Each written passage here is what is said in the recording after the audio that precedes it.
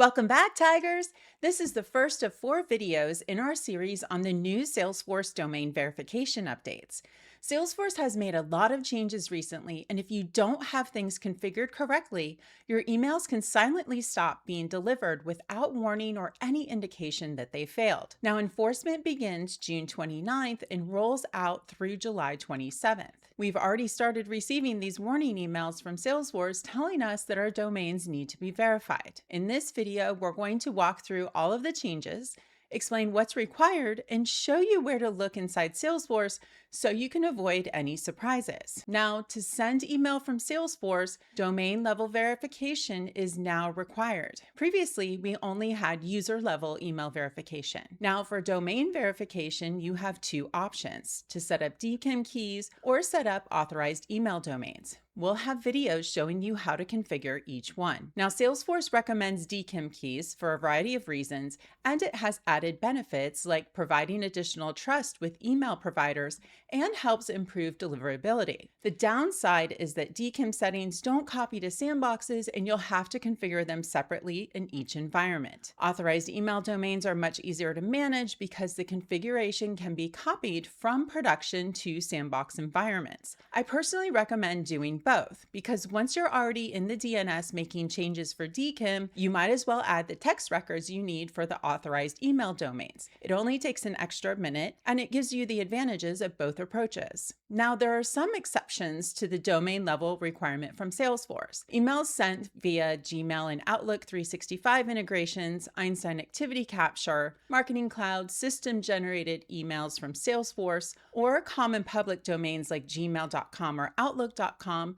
aren't impacted by these new domain verification requirements. Now, the second requirement is user level verification. We'll have a separate video showing you how to identify users that need email verification and how users can verify themselves, and even how you can send verification emails to multiple unverified users at once. Now, Salesforce does provide options to bypass user level email verification, but they strongly recommend against it. Without user level email verification, anyone with the ability to create users in your org could potentially impersonate someone else in your company. They could create a user and send email appearing to come from your executives, your sales team, or anyone else on your domain. Now let's go jump into Salesforce to identify which domains need to be verified. All right, here we are in Salesforce, and the first step is to go into Setup.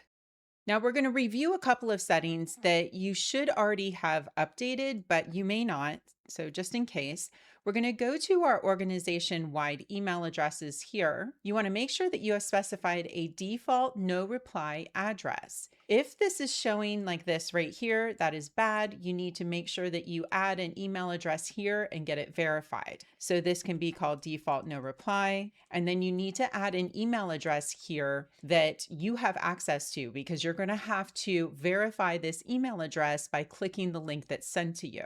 In the purpose, you're going to choose default no reply. If you want users to send emails using this organization-wide email address, like from an email from a contact or lead record, then you would choose user selection and default no reply email address. We're just going to choose default no reply address, and then we'll put in our email address here. After you have added the email address, you will see here that verification request was sent, and then it's going to show that it was not verified until the user clicks the link in the email. Now, once the user verifies the email address, the status here will change to verified. Now, if you're a Chatter user, you will go to Chatter and you will go to email settings, and you need to make sure that you have a from name and a from email address set up here for Chatter. If you don't, then your Chatter emails have probably been failing. Once you add an email address into this spot, you will get an email at that inbox, and you need to verify that email address. Now, the next section that you need to check out is reports and dashboard settings.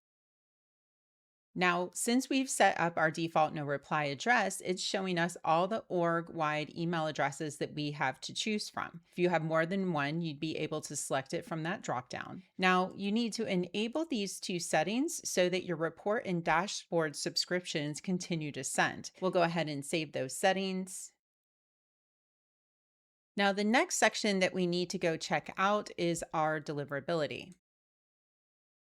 We're going to scroll down to the bottom of this page and we're going to go to the email domain verification section. Now you're going to look at all of your users within your org and you're going to identify all of the users who could trigger email automation sent from Flows or Apex. You're going to identify any user that could potentially send an email via Salesforce and get the list of those domains. Those are the domains that you need to set up DKIM keys for, or authorized email domains. Now you could have a subset of users who are consultants. You could have experienced cloud site users, any public domain users like iCloud.com or Yahoo.com that need to also be able to send emails. Now you're not going to be able to verify some of those domains. So you're going to check this box. And what that's going to do is it's going to use a substitute email address for those users when they send emails. So they'll trigger an email, let's say via a flow. The email will be sent. The name will be the name of their user, but the email address is going to be in this syntax: email at, and then unique ID, and then .sfcustomeremail.com on the end. You're going to need to work with your IT department to make sure that they are not filtering emails out of your inbox that have this domain. So down here in this article, if we scroll down to the bottom,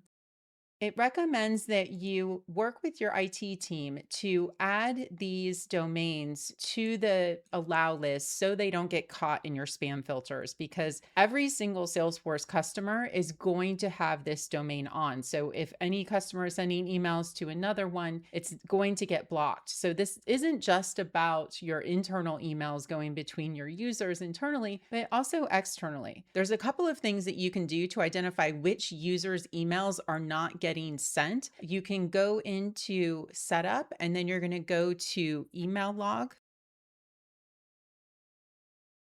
And then you can request an email log, and you can only request an email log for a period of 7 days. And then you're going to choose transient failure or permanent failure, and you can choose outbound. You'll click submit request.